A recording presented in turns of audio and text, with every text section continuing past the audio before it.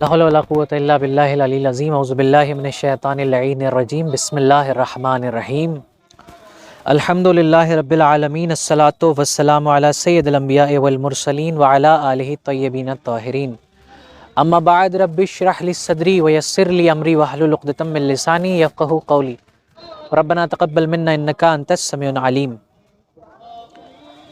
ناظرین عزیزان، آپ سب کا استقبال ہے اس خصوصی مصور زندگی نامے کے جس کا عنوان حضرت زہرا صلوات اللہ علیہا کی زندگی اور خصوصاً انسان کی وہ ذمہ داریاں کہ جن کو ادا کرنے کے لیے وہ انسان اس دنیا میں آیا ہے، اور خود حضرت زہرا صلوات اللہ علیہا کی زندگی اس انسان کے لیے کہ جو انسان کمال حاصل کرنے کے لیے اس دنیا میں آیا ہے کس طریقے سے نمونہ عمل بن سکتی ہے۔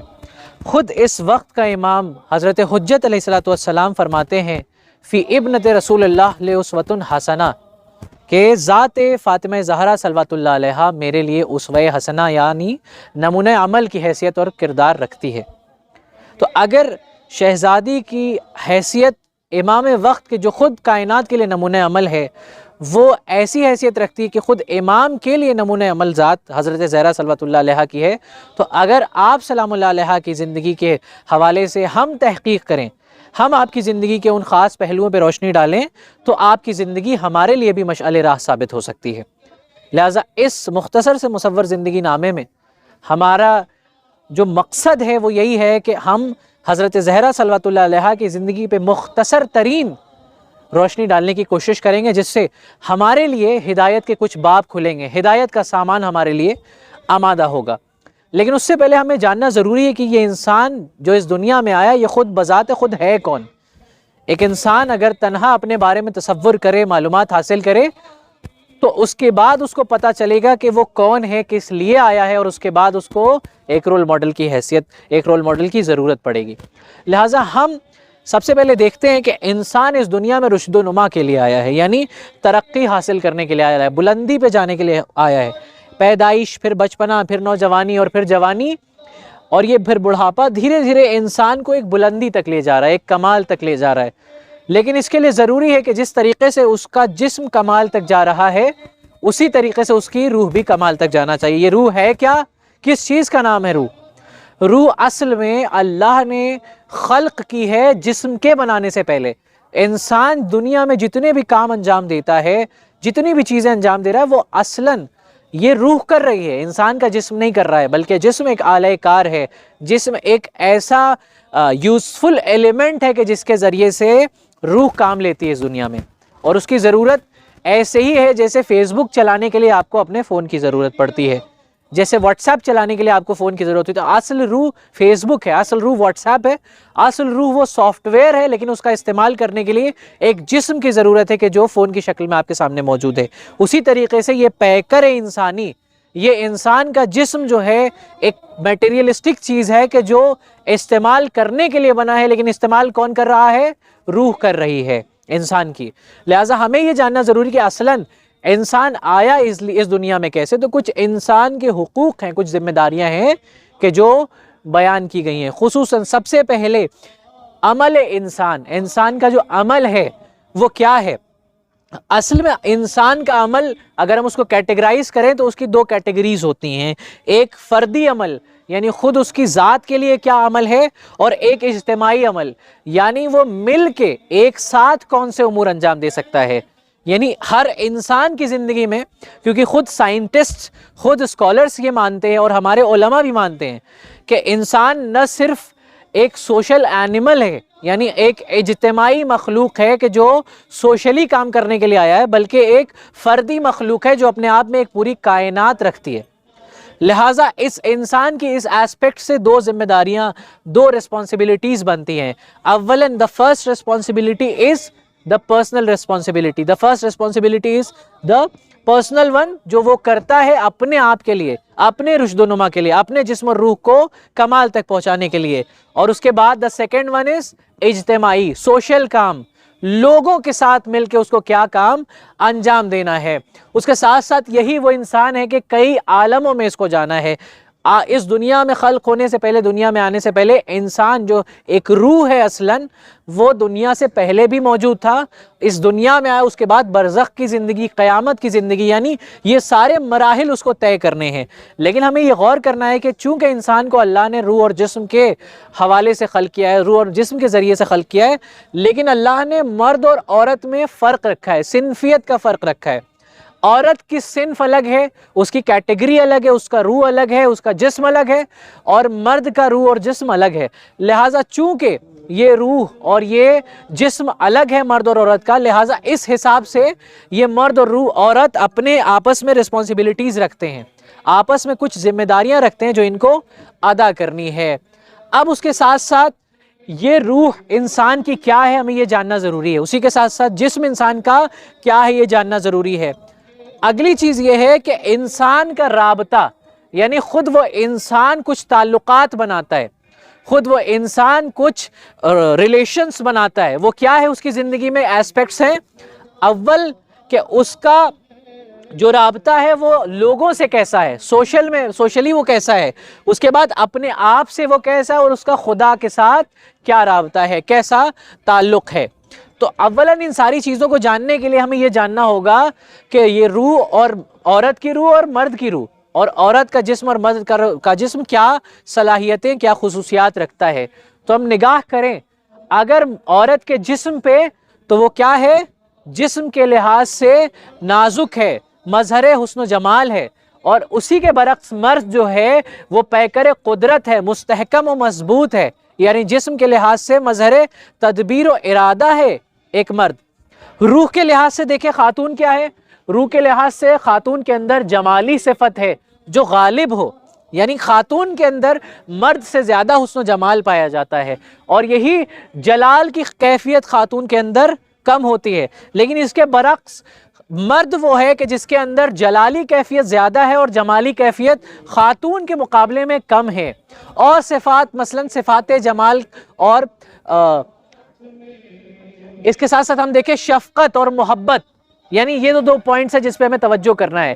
شفقت اور محبت خاتون کے اندر پائی جاتی ہے نا، اور مرد کے اندر تدبیر ہے، تدبیر و ارادے کا مظہر ہے، فیصلہ لینے میں مستحکم ہے، غیر جانبدارانہ فیصلہ لیتا ہے۔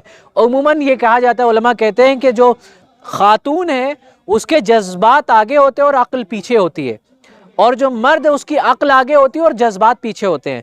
لہٰذا اگر خاتون فیصلہ لینے لگے تو خاتون کے اندر یہ عیب اور نقص پایا جاتا ہے کہ وہ اپنے جذبات کے حوالے سے فیصلے لے گی، جو جانب رکھتا ہوگا ایک طرفین کے حساب سے فیصلہ لے گی، یعنی جس جانب اس کا مزاج، جس جانب اس کے ایموشنز جائیں گے اس جانب ہی وہ فیصلہ لے گی۔ لیکن مرد کے اندر یہ صلاحیت ہے کہ وہ غیر جانبدارانہ فیصلہ رکھتا ہے، اور بڑی چیزوں پہ فکر اور تفکر کرنے کی حیثیت اور صلاحیت رکھتا ہے، بڑے فرائض انجام دینے کی حیثیت رکھتا ہے، اس کی منطقی سوچ اور سمجھ اور فکر جو ہے وہ بلند و اعلیٰ ہے۔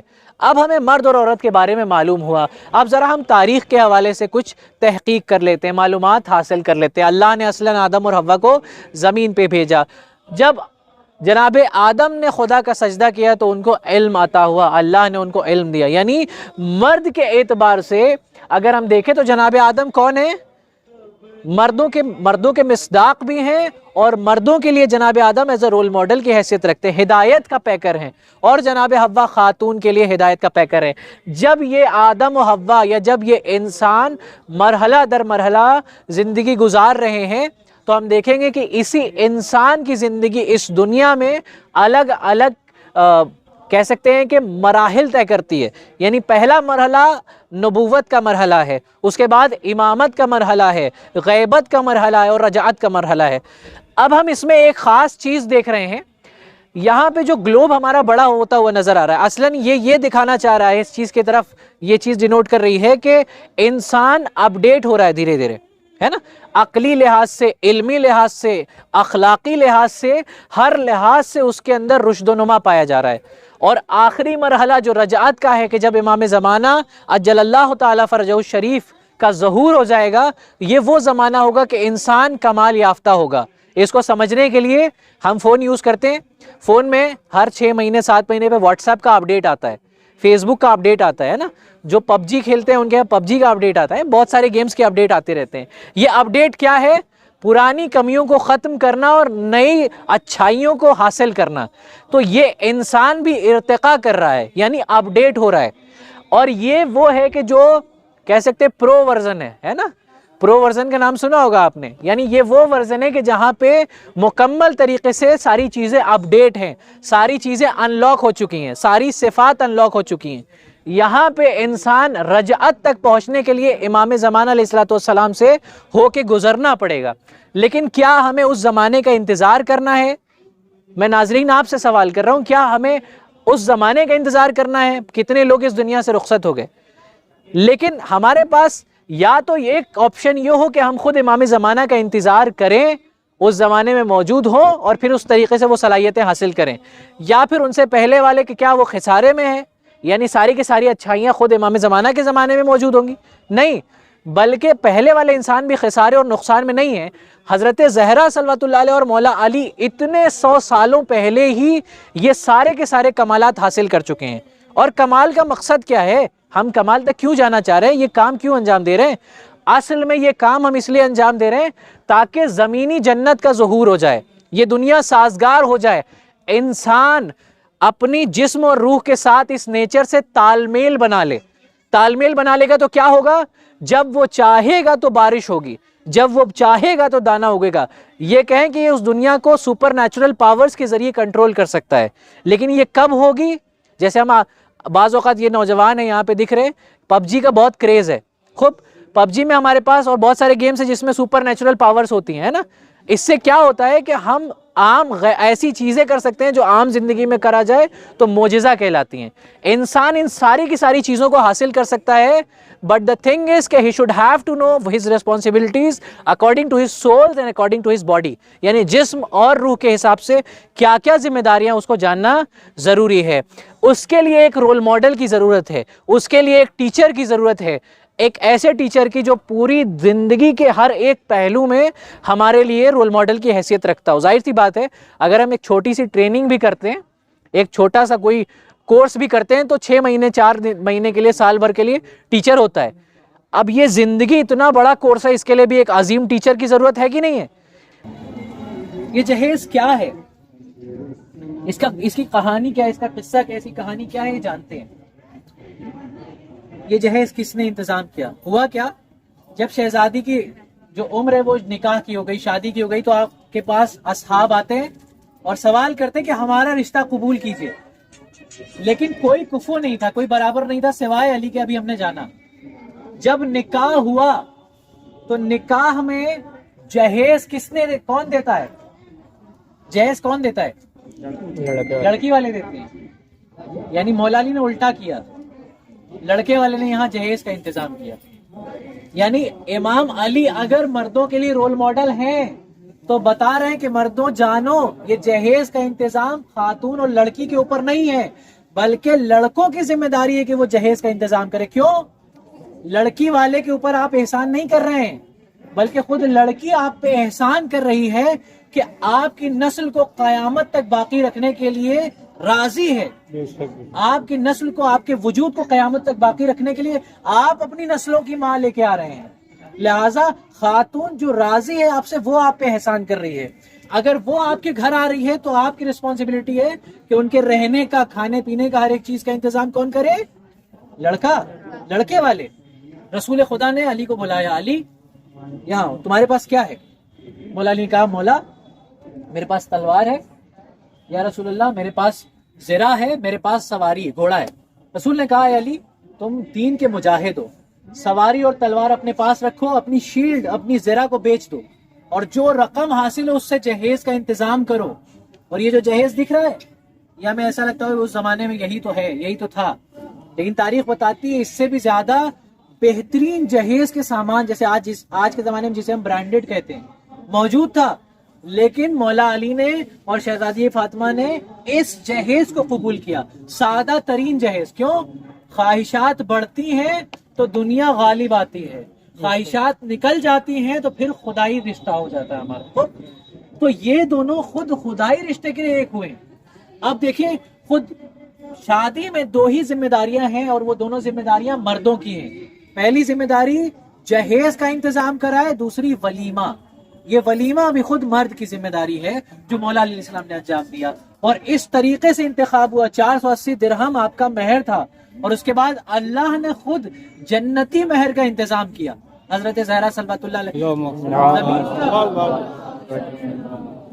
1/3 حصہ زمین کا حضرت زہرا صلوات اللہ علیہ کی حصے میں مہر کے طور پہ دیا گیا. یہ پانی جو چل رہا ہے یہ سب زہرا کا صدقہ ہے, یہ مہر میں ملا ہے.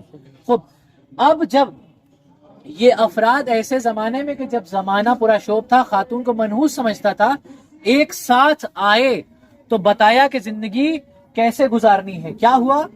جب علی اور فاطمہ گھر میں داخل ہوئے, عام طور پہ جب عورت آتی ہے تو رونا شروع کرتی ہے نا, گھر سے نکلے رونا شروع. حضرت زہرا بھی علی کے گھر میں جانے کے بعد رو رہی ہیں, لیکن عام عورتوں کے رونے میں اور حضرت زہرا کے رونے میں فرق ہے. عام عورتیں کیوں روتی ہیں؟ بھائی گھر چھوٹ گیا ہے, اب ہمیں وہ سکون کہاں, اب ہمیں آرام کہاں, اب تو کام ہی کام ہے, نوکرانی کی طرح کھٹنا ہے, وغیرہ وغیرہ ہے, یہ ساری چیزیں. کیا شہزادی اس لیے رو رہی ہیں؟ نہیں, کچھ الگ. اچھا, یہ کیوں عورتیں روتی ہیں؟ شہزادی اس لیے نہیں رو رہی, بتانا چاہ رہی ہے کہ ہر عورت کی قسمت میں لکھا ہوا ہے, اور اگر آپ کو کمال تک پہنچنا ہے تو شادی کرنی ہی ہوگی. اگر شادی پہ عورت رو رہی ہے تو اس کا مطلب ہے کہ وہ نیچر کے خلاف جا رہی ہے نا, وہ اس نیچر کے اس کے ساتھ ہونے والی چیز سے راضی نہیں ہے, بلکہ کمال تک پہنچنے کے لیے انسان کو خوش ہونا چاہیے. لیکن شہزادی رو رہی ہیں. وہ کیوں رو رہی ہیں؟ علی نے دیکھا, کہا فاطمہ اب تو ہمیں سعادت حاصل ہوئی ہے کہ ہم کمال تک جائیں, اللہ کو راضی کریں, آپ ایسے موقع پہ رو رہی ہیں؟ کہا یقیناً میں رو رہی ہوں, لیکن اس کی وجہ کچھ اور ہے. کہا جی کیا وجہ ہے؟ کہا میں اس سے پہلے اپنے بابا کے گھر میں رہتی تھی, اے علی اب میں آپ کے گھر میں آئی ہوں, اب میں وہ گھر سوچ کے رو رہی ہوں جہاں آپ کے گھر کے بعد جانا ہے, یعنی قبر میں جانا ہے.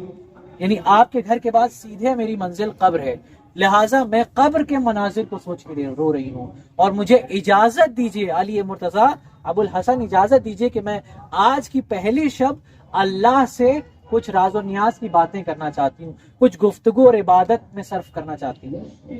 یہاں پہ دیکھیے شہزادی کونین درس دے رہی ہیں کہ خاتون کو چاہے عبادت ہی صحیح مرد کی اجازت سے کرنا ضروری ہے. 5 وقت کی واجب نماز کے علاوہ اگر خاتون مستحبی اعمال انجام دے رہی ہے, شوہر راضی نہیں ہے تو وہ آپ کے لیے گناہ ہے کرنا. لیکن اس کا مطلب یہ نہیں ہے کہ مرد منع کرے. اختیار دینا الگ ہے, یہ اخلاق کی بات ہے کہ عورت پوچھ رہی ہے اور مرد اجازت دے رہا ہے, یعنی اس میں شوہر کی اہمیت بتائی گئی. لیکن شوہر کیسا ہو؟ علی جیسا ہو.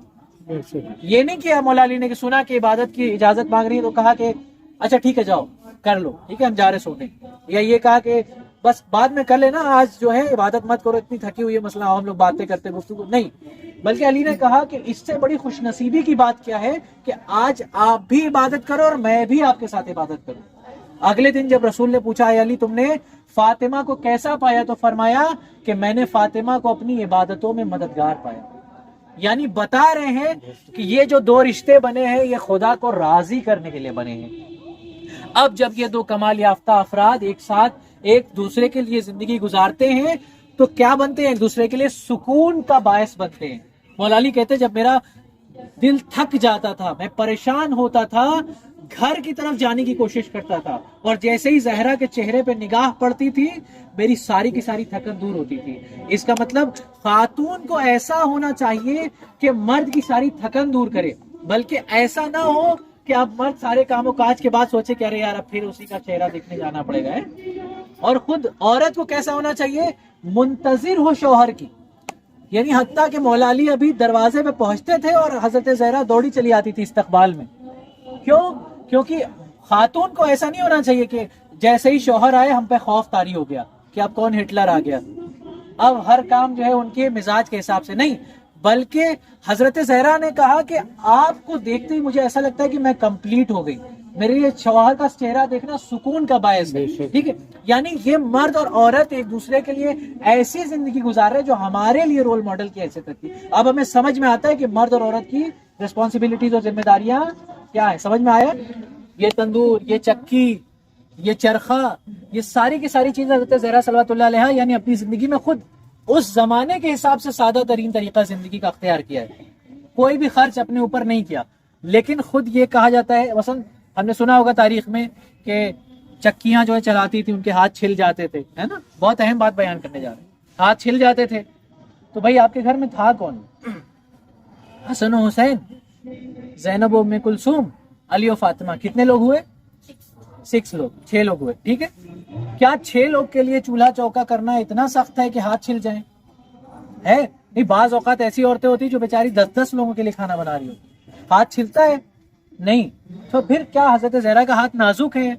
یہ بھی نہیں ہے. پھر ہم نے سنا ہے کہ علی اپنے کندھوں پہ بوری لے کے روٹی لے کے جاتے تھے، رات میں پہنچاتے تھے غریب اور مسکین کو. یہ روٹیاں کون بنا رہا ہے؟ یہ زہرا بنا رہی ہیں. تاریخ میں ملتا ہے 400 لوگوں کا کھانا روز بناتی تھی. یعنی معمولی بات ہے، خود گیہوں سے پیسنا پھر روٹی بنانا.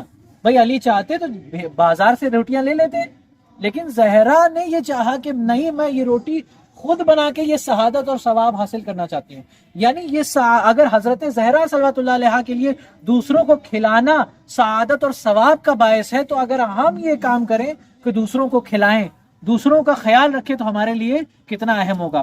اب جب 400 لوگوں کے لیے آپ نے چکی پیسی تو آپ کے ہاتھ چھل گئے. ابو الحسن مولا علیہ السلام سے دیکھا نہیں گیا. کہا زہرا بابا کے پاس جائیے اور ایک کنیز کا مطالبہ کیجئے جو آپ کی مدد کرے. اب شہزادی نے خود نہیں شکایت کی. بھائی ذرا سا سخت کام ہو جاتا ہے خاتون فوراً شکایت کرنے لگتی ہے نا، کہ بھائی آپ تو خیال ہی نہیں رکھتے یہ وہ. نہیں، ابھی کبھی حضرت زہرا حتیٰ کہ ہاتھ چھل گیا، ہم نے تو سنا ہے کہ پسلیاں ٹوٹ گئی. علی کو خبر تھی، جب غسل دیا تب معلوم ہوا کہ زہرا کی پسلیاں ٹوٹی ہیں. یعنی یہ خاتون ایسی ہو جو برداشت کرے. ابھی گھر میں اپنے مائکے میں تھی تو والد سے کبھی شکایت نہیں کی، اور وہ تربیت پائی کہ شوہر سے بھی کوئی شکایت نہیں کی. خوب، کیا ہمیں شکایت کرنی چاہیے؟ نہیں کرنی چاہیے. لیکن ابو الحسن نے ایک شوہر کی بحیثیت دیکھا کہ نہیں، زہرا کو ضرورت ہے. بابا سے بھی جا کے، مطلب مولا علی نے کہا جاؤ بابا سے مطالبہ کرو، تو بابا سے بھی جا کے مانگ نہیں رہی ہیں. اصحاب کے درمیان بیٹھے رسول، آپ جاتی ہیں، بابا کا چہرہ دیکھتی، تھوڑی دیر انتظار کرتی، پھر واپس. 3 مرتبہ ایسا کیا. رسول خدا متوجہ ہوئے، قریب آئے، کہا زہرا تم آئی تھی، کوئی کام؟ کہا کہ بابا ایسی سی بات ہے. اور ابو الحسن نے کہا تھا کہ میرے لیے ایک کنیز کا انتظام کر دیں. باپ ایسا شفیق، کیا بیٹی کی اہمیت رسول سے زیادہ کوئی سمجھ سکتا ہے؟ کیا بیٹی کا درد رسول جیسے باپ سے زیادہ کوئی سمجھ سکتا ہے؟ تو کنیز دے دیتے. کہا نہیں بیٹا، کیا میں کنیز سے بھی زیادہ اہم چیز دوں کہ جو تمہاری ہر مشکل میں تمہاری مددگار ہو؟ کہا بابا میرے لیے سعادت کی بات ہے اگر وہ مل جائے. رسول خدا نے کہا تسبیح زہرا پڑھو. کیا پڑھو؟ تسبیح زہرا. اور ادھر حضرت زہرا نے تسبیح زہرا جیسا تحفہ حاصل کیا جو ہم تک پہنچا، اور ادھر حضرت زہرا کی مشکلات حل ہو رہی ہیں. جب حضرت زہرا تھک جاتی ہیں، اللہ اکبر اللہ اکبر، اور اس تسبیح کی مدد سے کنیز نہیں بلکہ جبرائیل چکی چلا رہے ہیں، بلکہ حسن و حسین کا جھولا جبرائیل جھلا رہے ہیں. یہ اسی تسبیح کا کمال ہے. تو ایک چھوٹے سے سینٹنس میں کہیں کہ اگر یہ تسبیح زہرا کی مشکلات کا حل ہے، تو کیا ہم انسانوں کی مشکلات کا حل نہیں ہو سکتی؟ لیکن معرفت نہیں ہے. ہم صرف زبان ہلاتے اور انگلیاں ہلاتے ہیں، لیکن اصل میں معرفت کے ساتھ نہیں پڑھتے. اگر زہرا کی زندگی میں تسبیح معجزہ ہے تو ہماری زندگی میں بھی معجزے کی حیثیت رکھتی ہے. آئیے ایک مرتبہ ہم یہ جو گھر ہے نا، اس کو اچھے سے ملاحظہ کریں کہ یہ گھر ہے کیا. اس زمانے میں مسجد النبوی کا کچھ ایسا ماڈل ہوا کرتا تھا، کچھ ایسا جو ہے کنسٹرکشن تھا، مٹی کی بنی ہوئی مسجد تھی. یہ حصہ محراب ہے کہ جہاں پہ رسول خدا، آپ پیچھے ہی رہیں، وہیں سے دیکھیں تاکہ سب لوگ دیکھ سکیں. ٹھیک ہے، یہاں رسول خدا نماز کو لیڈ کیا کرتے تھے، ہے نا. ہی واز دا امام آف دا نماز، ہے نا. تو ہر 5 وقت کی نماز کے لیے آپ یہاں نماز پڑھاتے تھے. ٹھیک ہے، لیکن یہی رسول جب نماز شب کے لیے جاتے ہیں، یاد رکھیں معصوم کے لیے 6 وقت کی نمازیں واجب ہیں. 5 وقت کی نماز جو ہے وہ دن والی وہ تو ہے ہی، اس کے ساتھ ساتھ معصوم کے لیے نماز شب بھی واجب ہوتی ہے. تو آپ کو کہاں پڑھنا چاہیے تھا رسول خدا کو نماز شب؟ یہیں پڑھتے نا، محراب میں، جہاں 5 نمازیں لیڈ کر رہے ہیں. لیکن نماز شب جب پڑھنے گئے، یہاں آئے. یہ کون سی جگہ ہے بھائی؟ فاطمہ جناب فاطمہ زہرا صلوات اللہ علیہا کا گھر ہے.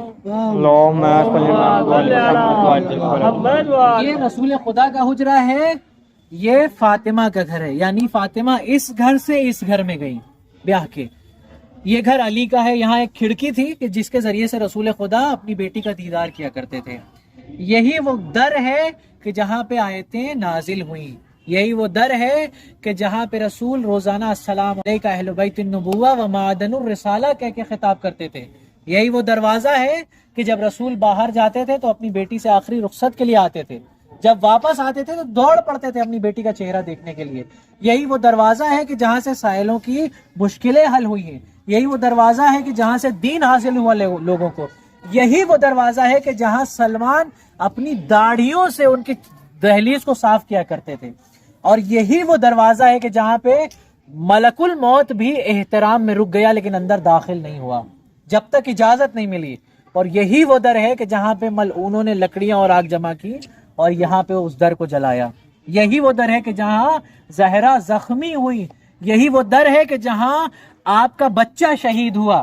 یہی وہ دروازہ ہے کہ جہاں پہ ملعون آیا اور کہتا ہے کہ ابو الحسن کو باہر نکالیے ورنہ ہم گھر میں آگ لگا دیں گے. آپ نے غور کیا آگ کہاں لگائی گئی؟ صرف دروازے پہ نہیں, یہ کون سی جگہ ہے؟ مسجد میں آگ لگائی گئی. ظلم کہاں ہوا؟ یعنی حرم امن الہی میں ظلم ہوا. وہ انسان کے جس نے آپ کے گھر کی بے حرمتی کی, فقط گھر کی نہیں بلکہ مسجد النبوی کی بے حرمتی کی ہے اس ملعون نے. آپ ہی کا وہ دروازہ ہے کہ جو جہاں پہ رسول خدا کھڑے ہوتے ہیں اور گھر کی اہمیت بتانے کے لیے نماز شب محراب سے چھوڑ کے آپ کے گھر کی دیوار کے سائے میں پڑھ رہے ہیں. یعنی بتانا چاہ رہے ہیں کہ یاد رکھو کہ یہ وہ در ہے کہ جہاں سے تمہیں دنیا کی ہر ایک معلومات حاصل ہوگی. تمہاری زندگی اگر کامیاب کرنی ہے تو اس گھر سے وابستگی کبھی نہ توڑو. اور اس دروازے کی اہمیت بتانے کے لیے تاریخ میں ایسا واقعہ ہے کہ جو اس گھر کی اہمیت ایسی بیان کرتا ہے کہ ہم آسانی سے سمجھ جائیں کہ یہ کیا ہے. اصلاً کیا ہے؟ پہلے مسجد النبوی ہے نا, زہرا کے گھر کا ایک ہی دروازہ ہے اور کوئی اور ڈائریکشن میں دروازہ نہیں کھلتا ہے باہر کا. یاد رکھیں کہ مطلب ادھر سے مسجد میں آ گئے اور پیچھے کے دروازے سے باہر نہیں, ایک ہی دروازہ ہے. جو بھی نکلے گا پہلے مسجد میں آئے گا. اس طرح سے پیچھے بھی آپ کچھ دروازے دیکھ رہے ہوں گے. اب ادھر تھوڑا سا غور کر لیتے ہیں. وہ کیا ہے؟ ادھر کراس بنا ہوا ہے. ایک واقعہ ہے تاریخ میں جسے واقعہ سد الابواب کے نام سے جانتے ہیں. ٹھیک ہے, یہ واقعہ سد الابواب کیا ہے؟ اصل میں واقعہ سد الابواب وہ ہے کہ جہاں پہ اللہ کی جانب سے حکم نازل ہوا. ایک مرتبہ صلوات پڑھیں.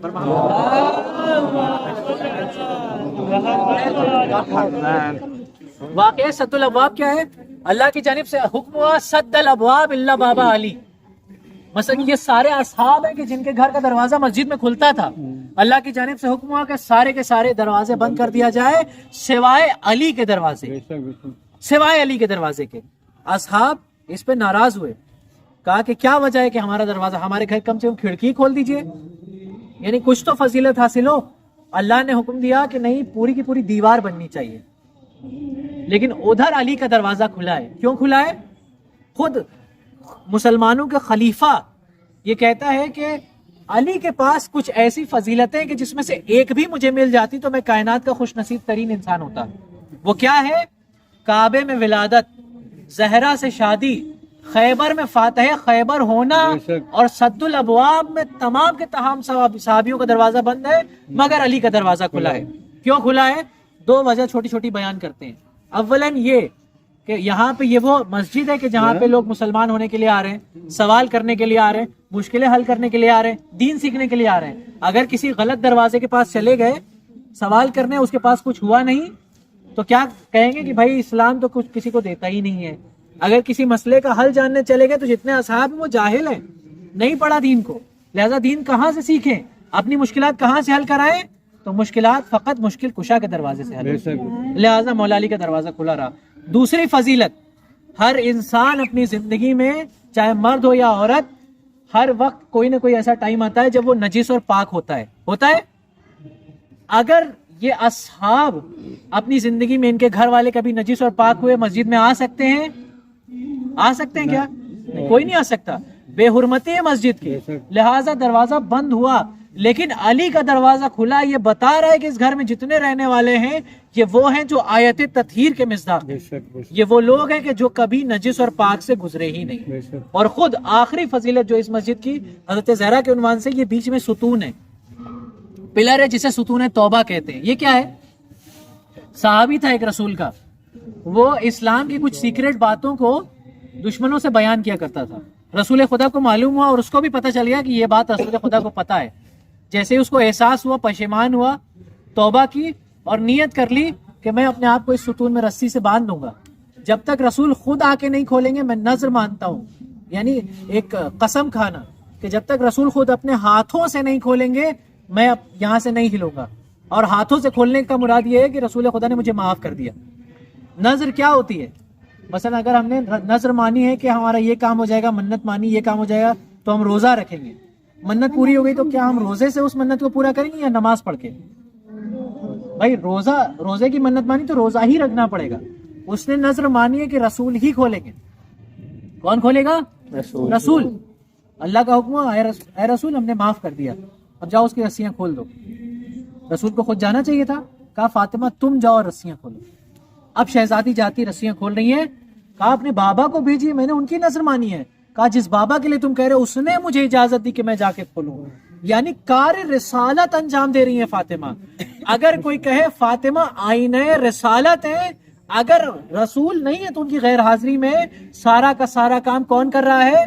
فاطمہ کر رہی ہیں. اسی لیے رسول نے کہا فاطمہ تو بضعۃ منی، اگر کوئی فاطمہ کام کرے اعتراض مت کرنا. من آذاہا فقد آذانی، جس نے اسے تکلیف دی اس نے مجھے تکلیف دی. تو اگر فاطمہ کسی سے خوش ہے مطلب کون خوش ہے؟ رسول. اگر فاطمہ کسی سے ناراض ہے تو کون ناراض ہے؟ رسول. اور من آذانی فقد آذا اللہ، کہ جس نے مجھے تکلیف دی اس نے اللہ کو تکلیف دی. یہ وہ شہزادی ہیں اور یہی وہ چبوترا ہے اصحاب صفہ کا کہ جہاں وہ مسلمان تھے جو غلامی سے آزاد ہوئے. غریب و فقیر 400 سے زیادہ تعداد تھی جن کے پاس پہننے کو صحیح سے لباس نہیں، کھانے کو کھانا نہیں، کوئی جاب نہیں. ان سب کی روٹی اور کھانے پینے کا انتظام کون کر رہا ہے؟ زندگی کیسے گزارنی چاہیے، ہمیں کیسا ہونا چاہیے، ہمارے گھر کو کیسا ہونا چاہیے. آپ سلام اللہ علیہ کہہ رہی ہیں کہ زندگی کو 4 حصوں میں تقسیم کرو، 4 حصوں میں ڈیوائیڈ کرو. سب سے پہلا حصہ اس سے رابطہ بنانے کے لیے کہ جس نے ہمیں بھیجا ہے وہ کون ہے؟ ہمارا خدا ہے. لہٰذا عبادت کے لیے ایک وقت نکالو. پھر خود اللہ جو ہے، یہ مصلی پہ بیٹھنا صرف عبادت نہیں ہے، ٹھیک ہے؟ صرف اللہ اللہ کرنا عبادت نہیں ہے، بلکہ ہمارے جسم اور روح کی کچھ ریسپانسبلٹیز ہے جسے ادا کرنا. لہٰذا عبادت کے بعد جو دوسرا وقت ہماری زندگی کا ہے وہ کام اور کاج، ذریعہ معاش، یعنی تلاش و کوشش، کھانے پینے کا انتظام کرنے میں گزرے گی.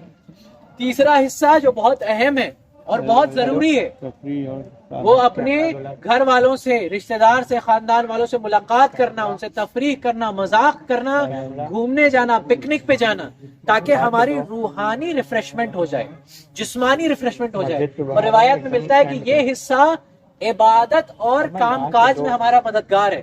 ایک انسان جب گھومنے جائے گا، سیر پہ جائے گا، ہنسی مذاق کرے گا، خاندان اور رشتہ دار سے ملے گا تو کیا ہوگا کہ اس کی یہ ساری کی زندگی عبادت بھی اچھی ہو جائے گی، اس کا کام و کاج میں بھی من لگے گا. اور آخری نیند اور آرام کے لیے کہ بھائی انسان مشین نہیں ہے کہ لگاتار کام کرتا رہے، ہے نا؟ لہٰذا نیند لینا بھی ضروری ہے. اگر ایک انسان نیند نہیں لے کے اپنے جسم کو کمزور کر رہا ہے تو وہ ظالم ہے اور وہ گنہگار ہے. لہذا یہ 4 حصے ضروری ہیں. ان چاروں کے چاروں حصوں میں رسول خدا کی بیٹی کمال یافتہ. اور دیکھیے گھر کیسا ہے. حضرت زہرا صلوات اللہ علیہ کا گھر، کیا کیا ہوتا ہے اس گھر میں؟ بھائی ہم سب چاہتے ہیں نا ہمارا جو رزق ہے وہ تنگ نہ ہو. کوئی چاہتا ہے کہ ہمارا رزق تنگ ہو؟ ہاتھ اٹھائے بھائی. ہے کوئی؟ اچھا جو چاہتے ہیں رزق تنگ نہ ہو وہ صلوات پڑھیں.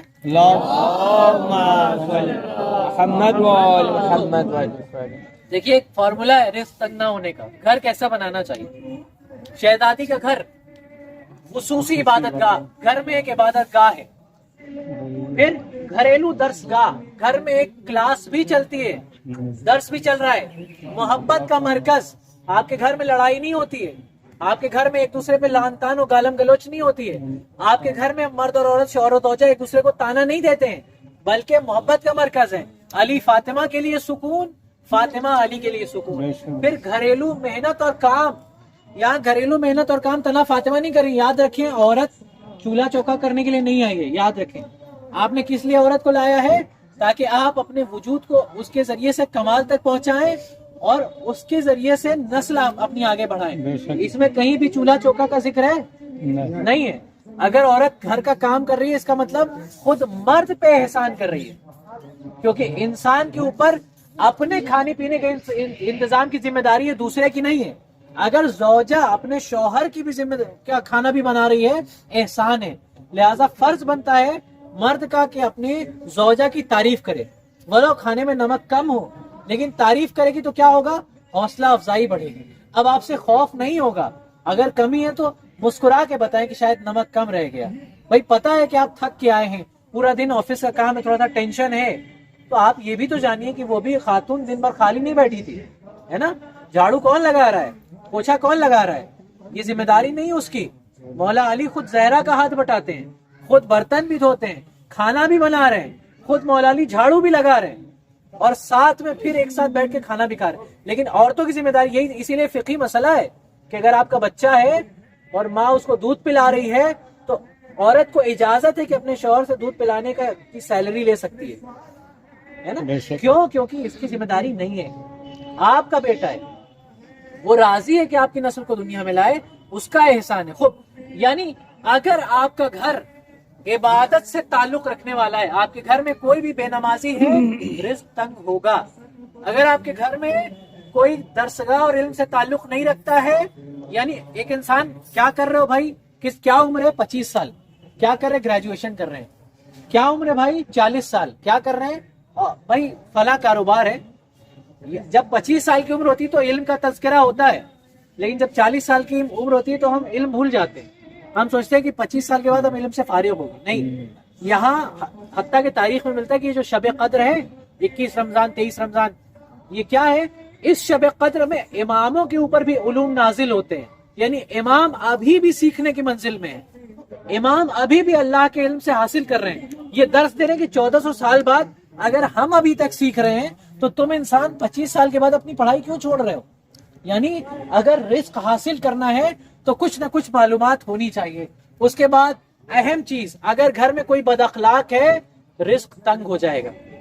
لیکن دیکھیں، اگر آپ نماز نہیں چھوڑ رہے ہیں، عبادتیں اور واجبات نہیں چھوڑ رہے ہیں، اگر آپ گھر میں اپنے علم کا یعنی ماحول نہیں بنا رہی ہے. گھریلو درسگاہ زہرا کی کیا ہے؟ اصل میں حضرت زہرا صلی اللہ علیہ وسلم سائنس پڑھاتی تھی، فزکس میتھس پڑھاتی تھی، ہسٹری پڑھاتی تھی، اور آپ کی حضرت زہرا صلی اللہ علیہ وسلم تھیولوجی پڑھاتی تھی، فلسفی پڑھاتی تھی. ٹھیک ہے، فقہی مسائل بھی بتا رہی ہیں، دین بھی بتا رہی ہیں، توحید بھی بتا رہی ہیں، یہ سب بھی بتا رہی ہیں. یعنی آپ کے گھر میں ایک کلاس تھی باقاعدہ، جو باہر کے لوگ بھی سیکھتے تھے. یعنی علم سے تعلق نہیں ٹوٹا، عبادت سے تعلق نہیں ٹوٹا. محبت کا مرکز آپ کا گھر ہے. تو اب کیا ہوا جب اتنا سب ہے تو اقتصادی رشد یعنی اکنامکلی آپ بڑھتے جا رہے ہیں.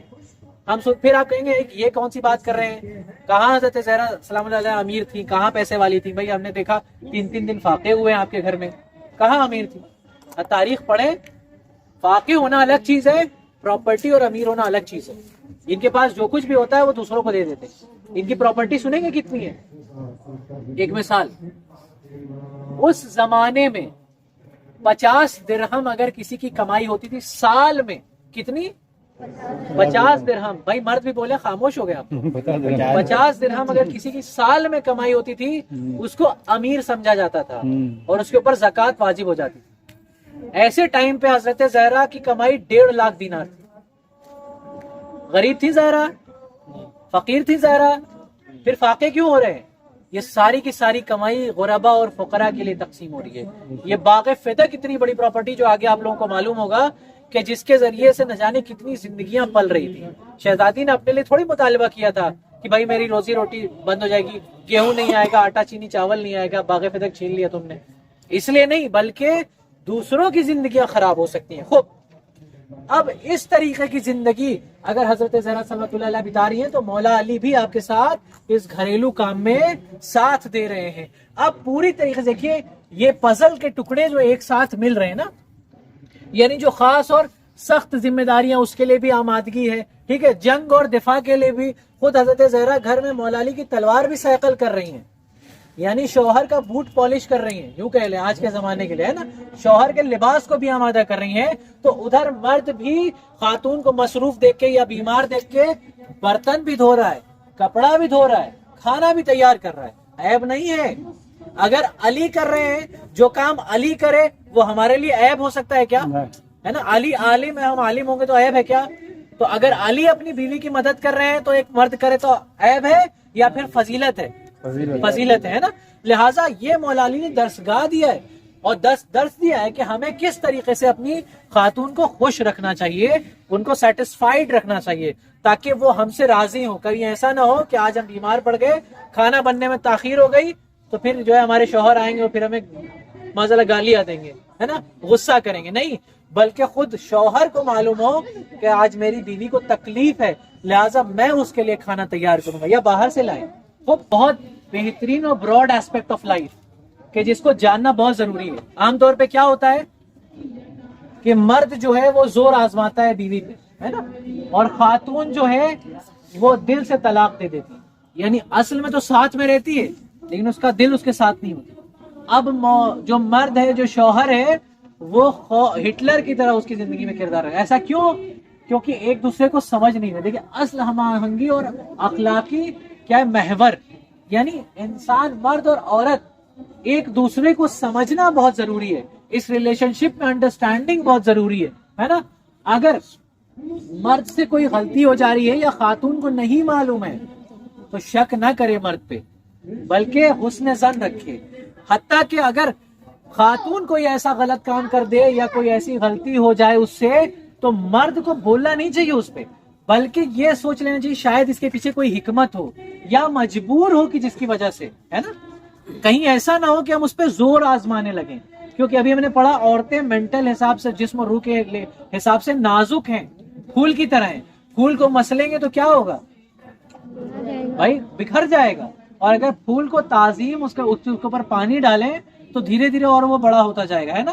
یہی پھول ہے جو پہلے کلی تھا اور ہماری وجہ سے اتنا زیادہ سازگار ہوا, لیکن نہ ہم پانی ڈال رہے ہیں نہ اس کے اوپر اس کو یعنی شفقت سے پیش آ رہے بلکہ مسل رہے ہیں, تو کیا ہوگا, ٹوٹ جائے گا, ہے نا. اب دیکھیں یہاں کیا ہو رہا ہے, ادب اور احترام. ادھر پڑھیں کشائش, ٹھیک ہے, یہ پڑھیں. چلیے ٹھیک ہے, ہم پڑھواتے نہیں ہیں, ٹیچر والا کام ہو جائے گا, ٹھیک ہے. چلیں, یہاں پہ یہ بتایا جا رہا ہے کہ ادھر اور ادھر دونوں طرف ایک دوسرے کے ساتھ تال میل بنانے کی کوشش ہو رہی ہے. جہاں ایسا مرحلہ آتا ہے کہ مرد جو ہے اس کے ساتھ اختلاف ہو جائے, خاتون کو, عورت کو محسوس ہوتا ہے کہ اگر ہم یہاں کچھ بول دیں گے تو شاید ان کے لیے صحیح نہیں ہوگا, یہ غصہ کرنے لگے, ہے نا, یا ہمارے آپسی ریلیشن شپ میں کچھ خرابی آ جائے. خاتون چپ ہو گئی. مرد کو ایسا لگے کہ ابھی بیچاری تھوڑا تکلیف میں گزر رہی ہے یا اس سے کوئی غلطی یا خطا ہو گئی, اگر ہم بول دیں گے چونکہ نازک ہے دل پہ لے لے گی, ہے نا. کیونکہ ابھی بتایا کہ خود مرد کی عقل آگے ہوتی, جذبات پیچھے, اور عورت کا جذبات آگے ہوتا ہے اور عقل پیچھے. اس لیے چاہیے ایک مرد کو کہ عورت کے جذبات کے حساب سے بات کرے, یعنی اس کی تعریفیں کرے, ہے نا, اس کو پھول کی طرح سجا کے رکھیے. دیکھیے وہ آپ کے لیے ایسی چیزیں مہیا کرے گی جو آپ سوچ نہیں سکتے. لیکن اگر اس ریلیشن شپ کو تلخ بنایا, اس رشتے کو تلخ بنایا, سخت بنایا, تو یہ خاتون ایک بے جان جانور کی طرح ہو جائے گی. یعنی ایک بے جان ایسی چیز, نان لیونگ تھنگ, کہ جس میں جان ہی نہیں ہے, مشین کی طرح کام کرے. کیا ایسی چیز آپ کی زندگی میں خوشی لائے گی؟ نہیں لائے گی. خود اب دیکھیں کیا لکھا ہے, ادبی اور مذہبی, ایک دوسرے سے باتیں کرنا, پھر مزاح میں اپنی خوبیاں بیان کرنا. ادھر گفتگو ایسی ہو کہ سکون کا احساس ہو, پھر ایک دوسرے سے مزاح کرنا. خوب, تو ہم دیکھ رہے ہیں کہ یہاں کیا ہو رہا ہے, علمی گفتگو ہو رہی ہے. ابھی شوہر ساتھ میں بیٹھا ہے, بیوی سے اکنامک پہ ڈسکس کر رہا ہے. یہاں تو ایسا ہو, تم سے کیا مطلب, تم اپنا کام جانو, ہم اپنا کام دیکھو, ہمارے یہاں مداخلت نہیں کرو. لیکن علی اور فاطمہ کاروبار کا ڈسکشن کر رہے ہیں, علی اور فاطمہ مسئلے مسائل کا ڈسکشن کر رہے ہیں, اور علی مذاق مذاق میں اپنی فضیلتیں بھی بتا رہے ہیں. حدیث مفاخرہ ہے, شہزادی فاطمہ کہتی ہے کہ میں تو امیر عرب کی بیٹی ہوں, میں تو جو ہے ایسی خاتون ہے, یہاں حدیث مفاخرہ بیان کی گئی ہے نا. حضرت علی سورج کی مانند, یعنی جو شوہر ہے وہ سورج کی مانند ہے, اور شہزادی فاطمہ چاند کی طرح. یہاں پہ حدیث مفاخرہ کا ایک قصہ ہے. اس میں کیا ہوا, شہزادی کونین اپنی فضیلت بیان کر رہی کہ ہم تو یہ ہیں, ہمارے اندر تو یہ خوبی ہے, ہم نے تو دعا کی اور جو ہے مردہ دلہن زندہ ہو گئی, ہمارے بابا تو امیر عرب ہیں, کائنات کے لیے رسول ہیں, اور ہمارے لیے تو ہم تو جنت میں خلق ہوئے اور ہمارے اندر یہ قدرت یہ طاقت، اور ادھر مولا علی کہہ رہے ہیں ارے ہم بھی کم تھوڑی، فاتح خیبر کون ہے؟ تمہارے شوہر کے ہاتھ میں علم آیا بھائی ہم وہی ہیں کہ جسے ڈبل انعام ملا خیبر کے موقع پہ. ہماری ولادت کعبے میں ہوئی ہے، کوئی اور کی نہیں ہوئی ہے. ہم ہی شہر علم ہے. آپ عالمہ ہوں گی ہم شہر علم ہے. اور رسول خدا نے کہا، آپ کے بابا نے خود کہا ہے، اور اگر وہ آپ کے بابا ہیں تو میرے استاد ہیں، روحانی باپ ہیں. اگر وہ آپ کے بابا ہیں تو پھر میرے لیے ایک رول ماڈل کی حیثیت رکھتے ہیں. میں ان کا شاگرد ہوں اگر آپ ان کی شاگردہ ہیں. یعنی یہاں مولا علی بتا رہے خیبر میں علم مجھے ملا، خندق میں فاتح میں ہوا، علم شہر کے علم کا دروازہ میں ہوں، یعنی ہر لحاظ سے اپنی فضیلت. اور یہاں شہزادی اپنی بڑائی بیان کر رہی ہیں کہ میں یہ ہوں میں وہ ہوں. یہ کیا ہو رہا ہے؟ اصل میں مذاق ہو رہا ہے، یعنی جھگڑا نہیں ہو رہا ہے. ایک دوسرے سے اپنے کمالات بیان کرنا، اس سے کیا ہوگا؟ کیا رشتہ تلخ ہوگا؟ نہیں، بلکہ ایک دوسرے کے سامنے کھل کے آئیں گے. بعض اوقات شوہر جب ڈانٹ دیتا ہے، خاتون کے دل میں کوئی بات ہوتی تو وہ بتا نہیں پاتی ہے نا، کیا پتہ نہیں بتائیں کیا سوچیں. اب کیا آپ چاہتے ہیں کہ جو شوہر ہے اور زوجہ ہے وہ اپنے دل کی بات اپنے دل ہی میں رکھے؟ نہیں نا. آپ ان کو تبھی بتائیں گے جب آپ کے سامنے وہ کھل کے آئے گی. کھل کے کب آئے گی؟ جب آپ کھل کے گفتگو کریں گے، اس کی بات کو اہمیت دیں گے. یہاں زوجہ کچھ کہہ رہی ہے اور شوہر لگے ہوئے ہیں اپنی کام میں، بھائی ٹھیک ہے ہاں ٹھیک ہے. اور یہاں اگر شوہر کچھ کہہ رہا ہے تو وہ چاہتا ہے کہ زوجہ پوری بات سنے، نہیں سنے گی تو ڈانٹ سننے کو ملے گی. تو بھائی برابر کا ایک ترازو ایسا رکھیے کہ جو برابر اور انصاف کا ہو. یہاں مولا علی اور حضرت زہرا صلوات اللہ علیہ کی زندگی ایسی ہے کہ ایک دوسرے کے لیے ایسے ہیں کہ ہم آپ کے پہ ڈیڈیکیٹڈ ہیں اور آپ مجھ پہ ڈیڈیکیٹڈ ہو جائیں. یعنی آپ جو بھی کہیں ہم اس کو اہمیت دیں اور ہم جو بھی کہیں آپ اس کو اہمیت دیں. یعنی ایک دوسرے کا مکمل خیال رکھ رہے ہیں. کیا ایسی زندگی کبھی خراب ہو سکتی ہے؟ کیا ہمیں چاہیے نہیں کہ ہم اس طرح کی زندگی بتائیں؟ خوب اللہ ہمیں توفیق دے. ایک مرتبہ ایک صلوات نہیں ہونا، لیکچر نہیں دینا انشاءاللہ. خوب اہل لکھنؤ بہت خوش نصیب ہیں جو بھی لوگ یہاں پہ آئیں، کیونکہ ہمیں خود حضرت زہرا صلوات اللہ علیہ کی زندگی میں صرف تسبیح زہرا کا پتہ ہے، اور آپ رسول کی بیٹی اور مباہلے کے ساتھ 2 قصے. یہ ساری چیزیں کیا معلوم تھی؟ ہمیں نہیں معلوم تھی نا. اب آپ دیکھیں ایک بہت خاص چیز، اخلاص. اخلاص کیا؟ اخلاص مطلب قل اللہ احد. اخلاص کا مطلب یہی ہوتا ہے کہ سورہ اخلاص نہیں، بلکہ حضرت زہرا صلوات اللہ اور مولا علی زندگی میں جو بھی کام کر رہے ہیں مقصد نہیں بھول رہے ہیں کہ ہم کاروبار میں مصروف ہو جائیں اور زوجہ گھر کے چولہے چوکے میں مصروف ہو جائے. جائے کہ گھر کا چولہا چوکھا کرتے ہوئے اگر ایک خاتون مر جائے تو اس کی اہمیت ایسی ہے جیسے جنگ میں جہاد کرتا ہوا ایک مرد مر جائے، شہید ہو جائے. یعنی اگر ایک عورت چولہا چوکا کر رہی ہے، دنیا سے رخصت ہو رہی ہے، وہ شہیدہ ہے. لیکن کب؟ جب اس میں اخلاص پایا جائے. اخلاص کیا؟ یعنی ہم اپنا مقصد نہیں بھول رہے ہیں. مقصد کیا تھا بھائی شروع میں؟ کون بتائے گا؟ مقصد کیا تھا شروع میں؟ ایک ساتھ ہو کے کمال آگے بڑھنا. حاصل کرنا، ایک ساتھ خود کمال پہ جانا. کمال کا مطلب کیا؟ 10 مالے کی بلڈنگ پہ چڑھ جانا، پھر برج خلیفہ پہ، پھر خدا سے رابطہ مضبوط کرنا ہے نا، معرفت میں اضافہ کرنا ہے نا. کیا وما خلقت الجن والانس الا لیعبدون. یعنی ہم نے، اللہ نے کہا قرآن مجید میں، ہم نے جنات اور انسان کو محض اس لیے خلق کیا کہ وہ میری عبادت کریں. اور عبادت کا مطلب نماز روزہ نہیں، بلکہ امام حسین نے کہا لیعبدون یعنی لیعرفون، یعنی اللہ کی معرفت حاصل کرے. لہٰذا جو بھی کام کر رہی ہیں حضرت زہرا صلوات اللہ علیہ گھر کا کام کر رہی ہیں تو اللہ کو نگاہ میں رکھے ہوئے ہیں. اور مولا علی کا تو خود قول ہے کہ میں علی اپنے ہر کام سے پہلے، اس کام کے درمیان اور اس کام کے بعد خدا کو دیکھتا اور کسی کو نہیں دیکھتا. لیکن ایسی زندگی گزارنا مطلب کیا کہ بھائی فرشتے آ گئے، کوئی آ گیا بس ایسے ہی پڑھانا شروع کر دیا، گھر کا کام چھوڑ دیا، یا مثلا جب من کیا روٹی بنا دی، جب من کیا بیٹھ گئے. نہیں، بلکہ گھر میں نظام ہونا ضروری ہے نا، سسٹمیٹک لائف ہونی ضروری ہے، ایک شیڈیول ہونا ضروری ہے. یہاں حضرت زہرا صلوات اللہ علیہ نے ایک شیڈیول پیش کیا. آپ ان کی زندگی دیکھیں اور مولا کائنات کی بھی زندگی دیکھیں تو صبح، ظہر، عصر، مغرب، عشاء، یعنی یہاں 10 AM سے زندگی نہیں شروع ہوتی ہے 10 بجے آنکھ کھلی اب ہم چلو اس کام پہ چلتے، نہیں، بلکہ یہاں فجر سے آنکھ کھلتی ہے اور فجر کے بعد اپنی ذمہ داریاں ڈیوائیڈڈ ہیں. دیکھیں یہاں پہ نماز صبح کے وقت کیا ذمہ داری ہے، پھر ظہر کے بعد، پھر عصر کی نماز کے وقت کیا ذمہ داریاں ہیں. باقاعدہ ایک شیڈیول ہے حضرت زہرا کا، اس میں عبادت کا بھی وقت ہے، پھر شوہرداری کا وقت ہے. شوہرداری سے مراد کیا؟ یہ بہت اہم بات ہے، شاید سنی ہو. حضرت زہرا اپنے شوہر کے لیے دن میں 3 مرتبہ میک اپ کرتی تھی، تیار ہوتی تھی، آمادہ کرتی تھی، لیکن فقط کس کے لیے؟ شوہر کے لیے، دوسروں کے لیے نہیں۔ ایک مرتبہ جابر ابن عبداللہ انصاری کہ جن کے ذریعے سے ہمارے گھروں تک حدیث قصہ پہنچی ہے، یہ وہ راوی اور رسول کے جلیل القدر صحابی امام حسین علیہ السلام کی قبر کے سب سے پہلے زائر کہ جس نے زیارت کی، جابر ابن عبداللہ انصاری ہے نا، ان جابر ابن عبداللہ انصاری ان فاطمہ الزہرا، جناب فاطمہ نے ان کو سنایا اور انہوں نے ہم تک پہنچایا۔ یہ صحابی نابینا ہے، آنکھ نہیں رکھتے، پیغمبر کے ساتھ علی کے گھر میں داخل ہوئے، شہزادی موجود ہیں، شہزادی پردہ کرنے لگی، رسول خدا نے فرمایا یہ تو نابینا ہے، نہیں دیکھ سکتے۔ کہا بابا یہ نہیں دیکھ سکتے، میں تو دیکھ سکتی ہوں۔ یعنی یہاں یہ بتا رہی نامحرم، ایک خاتون کے لیے سب سے بلند مرتبہ یہ ہے کہ وہ پوری زندگی نہ کسی نامحرم کو دیکھے نہ نامحرم اس کو دیکھے۔ یعنی شہزادی یہ آمادگی کر رہی ہے، میک اپ تو کر رہی ہے، لیکن کس کے لیے؟ وہ جو محرم اور شوہر ہے۔ اگر خاتون باہر والوں کے لیے میک اپ کرے تو اس کے لیے اس کا مطلب شوہر کے لیے کچھ بھی نہیں۔ یا خاتون یعنی میک اپ سے نہیں روکا ہے، اپنے آپ کو آمادہ کرنے سے، اچھا لباس پہننے سے نہیں روکا ہے۔ خود حدیث میں آتا ہے غالباً چھٹے امام جعفر صادق علیہ السلام یا پھر 7ویں امام کی، ٹھیک ہے معذرت چاہتے ہیں، ائمہ علیہ السلام میں تھوڑا کنفیوژن ہے۔ آپ کے گھر ایک صحابی آئے، دخل الباب کیا ہے، امام علیہ السلام ایک دم بہترین لباس میں باہر نکلے، چھٹے امام یا 7ویں امام۔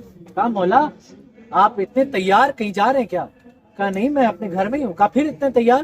کہا میں اپنی زوجہ کے لیے تیار ہوں، ہے نا۔ اگر آپ اپنے آپ کو خوش مطلب اپنے آپ کو بنا کے رکھیں، ہے نا، مرد اپنے آپ کو تیار کرے، آمادہ کرے، صاف لباس پہنے، اپنے آپ کو خوشبو لگائے، اور عورت اپنے لیے، تو کبھی ایک دوسرے سے جدا نہیں ہو سکتے، ہے نا، ایک دوسرے کے اوپر توجہ رہتی ہے۔ امام نے خود کہا کہ اگر اس طرح سے رہو گے تو آپ کی زوجہ کبھی دوسری جانب متوجہ نہیں ہوگی سوائے آپ کے۔ اور یہی چیز حضرت زہرا صلی اللہ علیہ وسلم یعنی شوہرداری بھی کر رہی ہیں، پھر گھر میں مدرسہ بھی چلا رہی ہیں، جیسا بتایا کلاسز چلتی تھی، خانے داری، چولہا چوکا برتن وغیرہ، ٹھیک ہے، گھریلو کام، پھر خواتین اور فقراء کی آمد و رفت، یعنی اسی وقت خواتین بھی آ رہی ہیں، فقیر بھی آ رہے ہیں، یعنی یہ ساری کی ساری چیز باقاعدہ شیڈیولڈ ہیں۔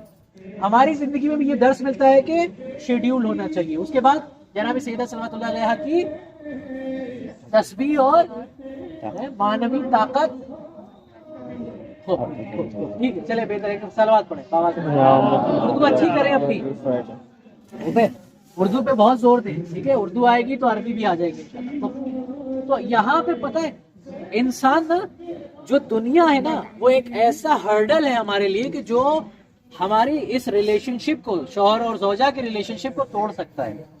یاد رکھیں کبھی بھی اپنے ذاتی مسائل میں ایسے شخص سے مشورہ نہیں لیں کہ جو شخص ہمارے لیے نقصان کا باعث ہو۔ دنیا کے ہرڈلز کو توڑیں گے تب جا کے ہم کمال کی منزل تک پہنچیں گے۔ یعنی دنیاوی جتنی بھی رکاوٹیں ہیں ان سب سے لڑنے کا کام ہے مرد اور عورت کا۔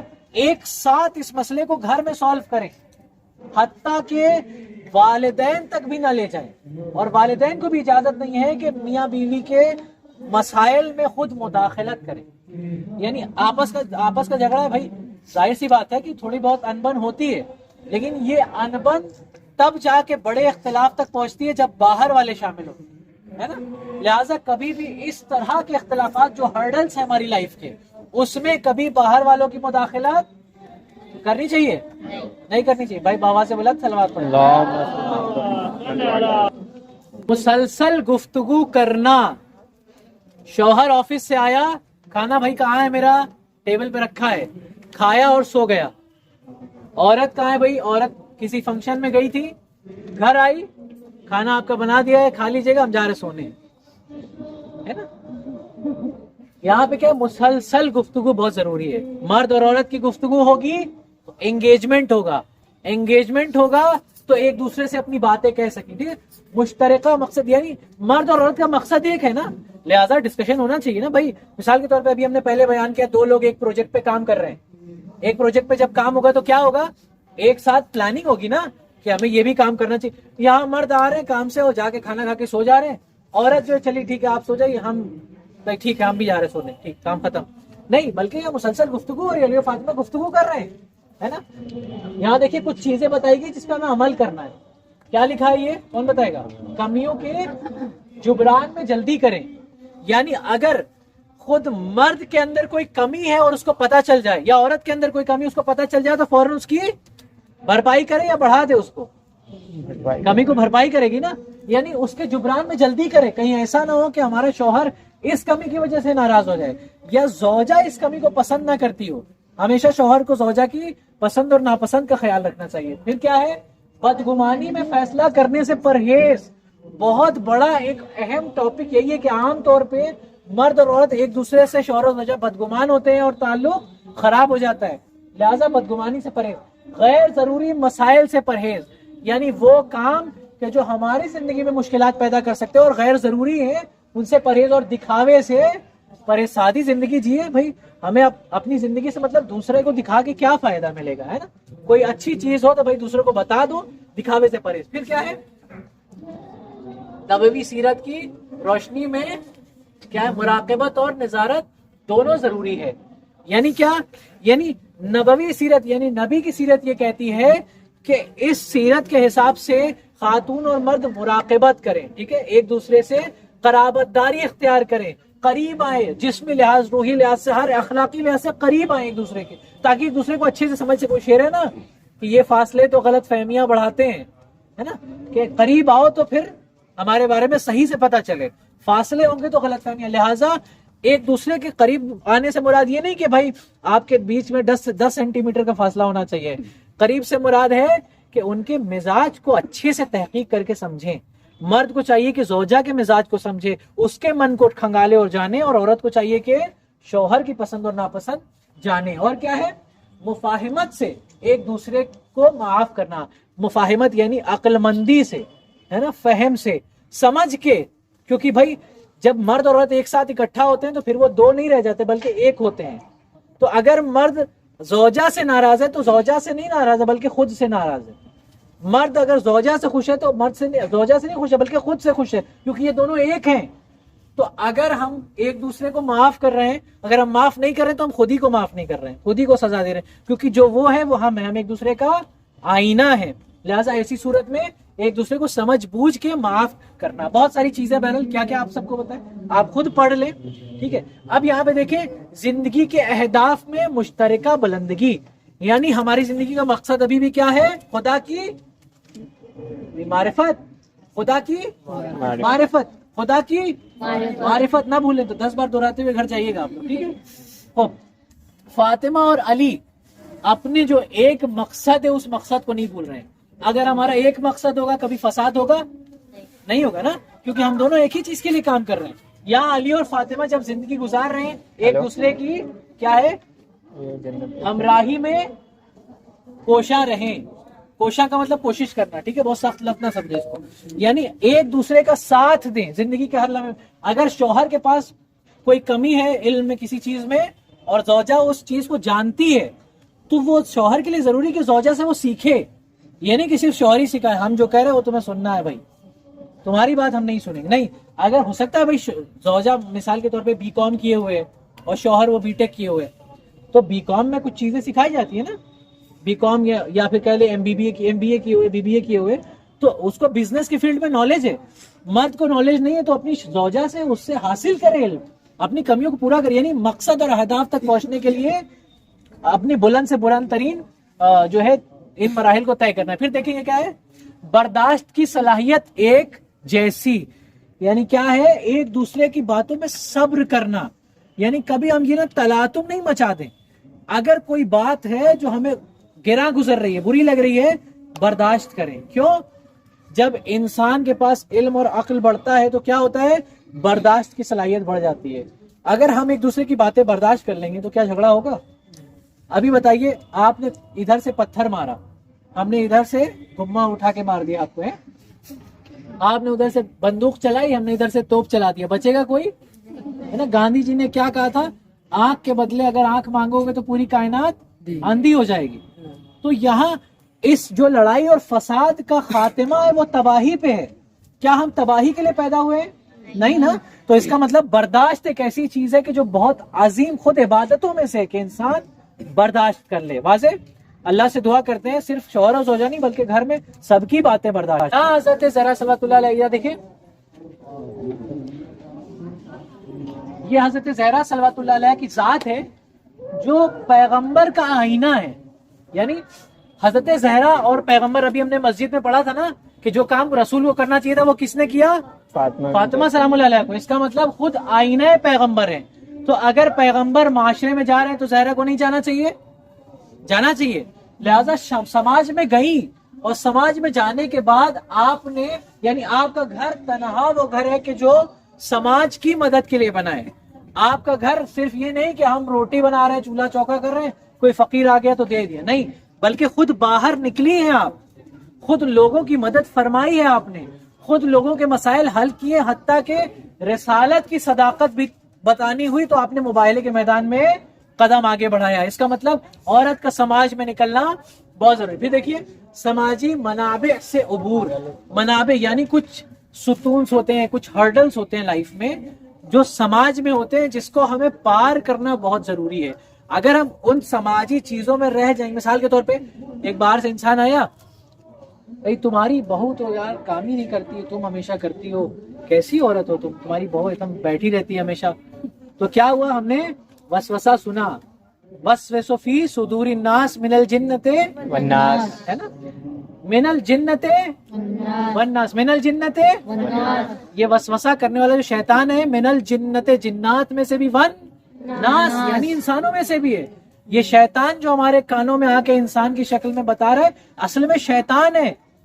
بھائی کیسی بہو ہو تم یار, تم آئی ہو کب سے, سہیلی کری, تمہاری جو ہے وہ کام کرائی جا رہی ہے ساس, تم نوکرانی ہو کیا؟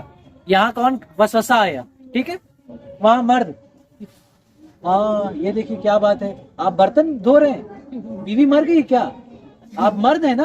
بھائی اس سے کیا ہوا, یہ وسوسہ وساوس ہے ہمارے ذہن میں جو آ رہے ہیں, اور اس سے کیا ہوگا, پھر ہماری دوری زوجہ سے بڑھتی جائے گی اور ہم مقصد سے قریب ہو جائیں گے. کیا زندگی کے مقصد سے قریب ہوں گے؟ نہیں.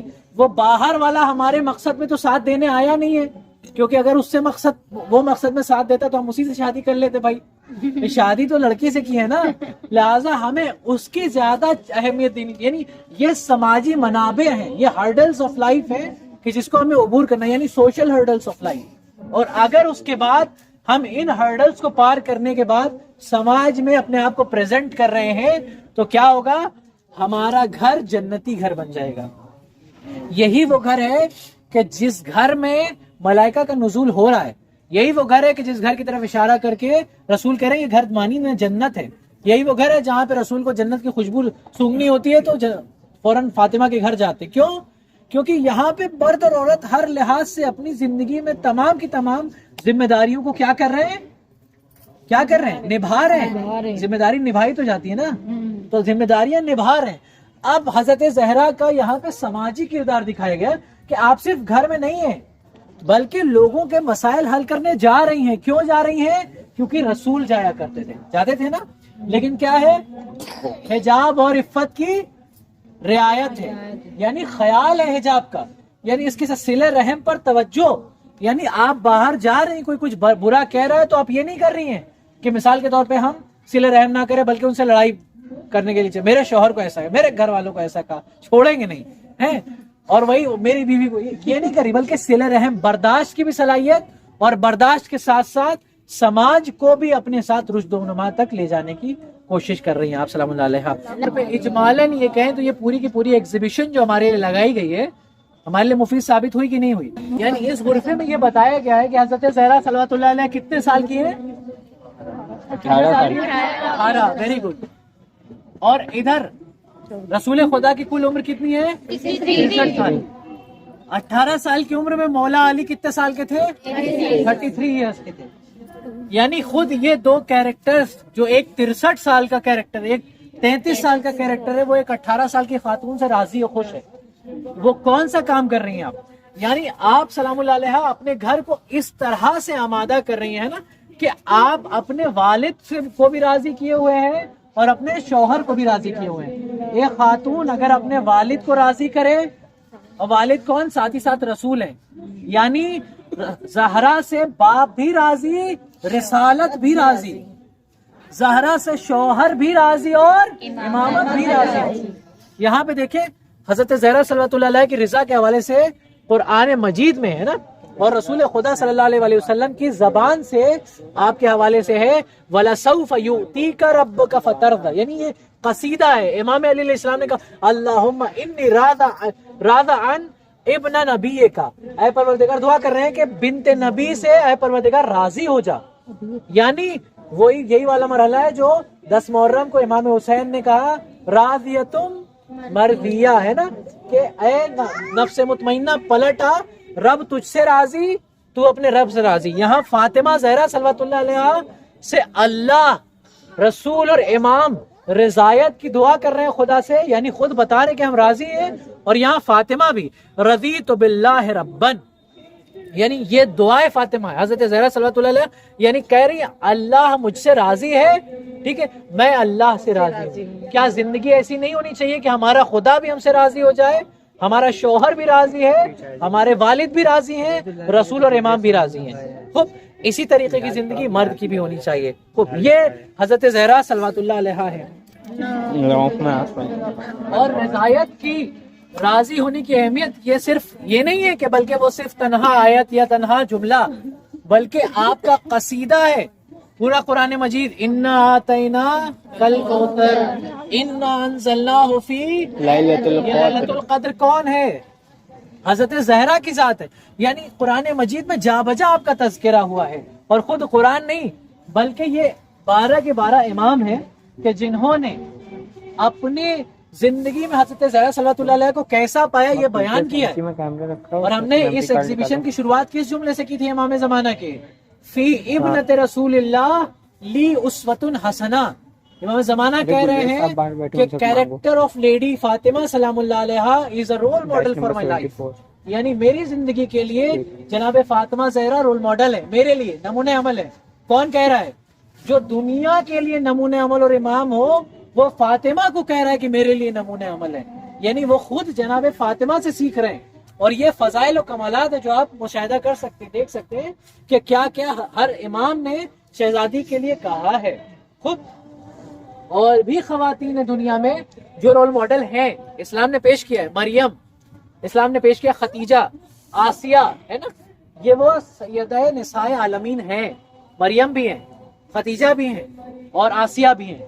لیکن یہ جو شہزادی کونین ہے یہ ساری کی ساری سیدہ نساء، یعنی ان تینوں کی بھی سردار ہیں. کیوں؟ یہ بھی رول ماڈل کی حیثیت رکھتی ہیں، لیکن کچھ کمیاں ہیں. بس آخری بات تھوڑا سا رہ گیا ہے. خوب کیا کمیاں ہیں دیکھتے ہیں. مریم بہترین عبادت گزار، عورتوں اور مردوں کے لیے عبادت کے میدان میں رول ماڈل ہے کہ نہیں ہے نا؟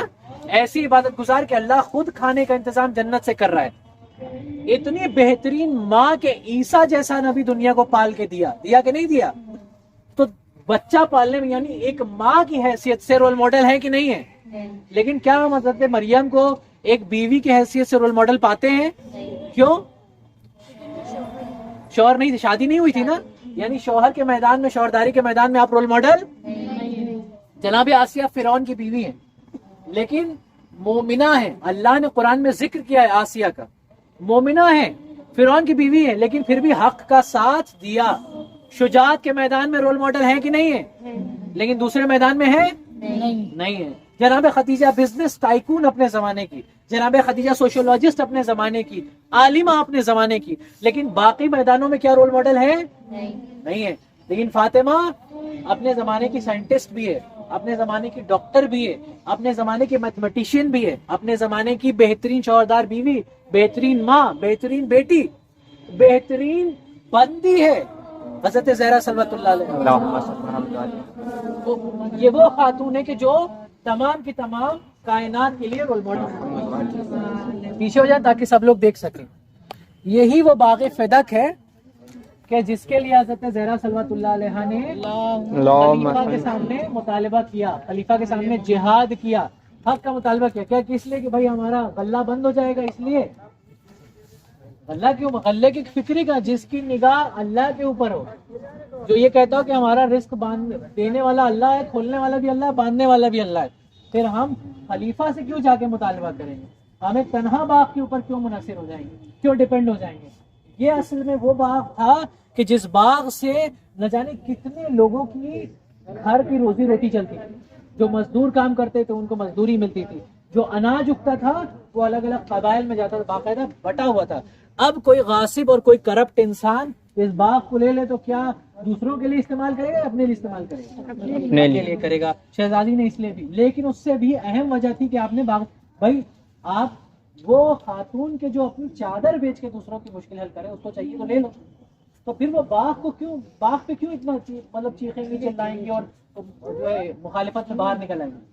اصل باغ کا مسئلہ ہی نہیں تھا, اصل ولایت علوی کا مسئلہ تھا, جو حقیقتاً ایک زوجہ کی نہیں بلکہ ہر مرد مومن اور مومنہ کی خاتون کی ذمہ داری ہے. اور اصل میں اس کہہ سکتے ہیں اس باغ فدق کے بہانے سے آپ نے ولایت کا دفاع کیا ہے. ہمیں کیسے پتا چلا؟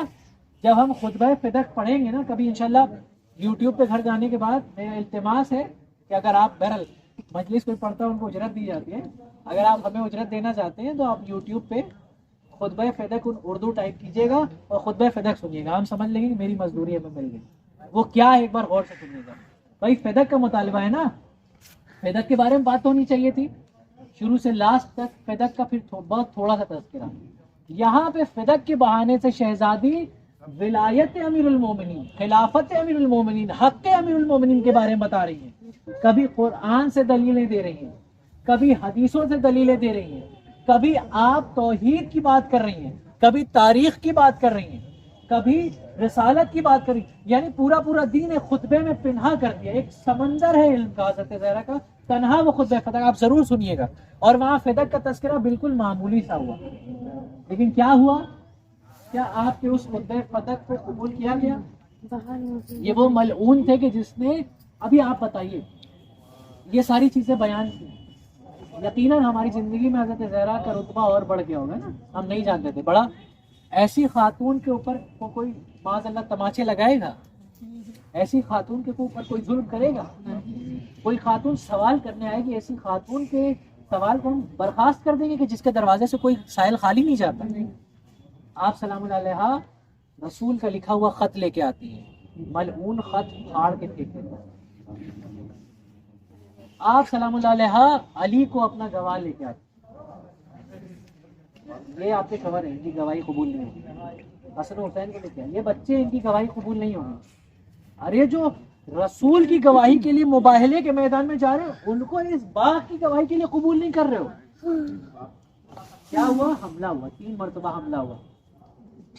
دروازے پہ ملعون گیا, کہنے لگا کہ فاطمہ علی کو گھر سے باہر نکالیے ورنہ ہم اس گھر کو جلا دیں گے. فاطمہ اب دروازے پہ آئی, کیا اس گھر کو جلاؤ گے جس پہ آیت تطہیر نازل ہوئی ہے؟ کیا اس گھر کو جلاؤ گے جہاں پہ رسول سلام کیا کرتے تھے؟ ملعون کہتا ہوا کر, کوئی فرق نہیں پڑا اصلاً ملعون کو. اور پھر کیا کیا؟ لکڑیاں لائی خاتون جنت کے جس کو پھول کی طرح رکھنا چاہیے تھا, دروازے اور دیوار کے درمیان پیس دیا. کیا غم نہیں ہوتا ہے ہمیں؟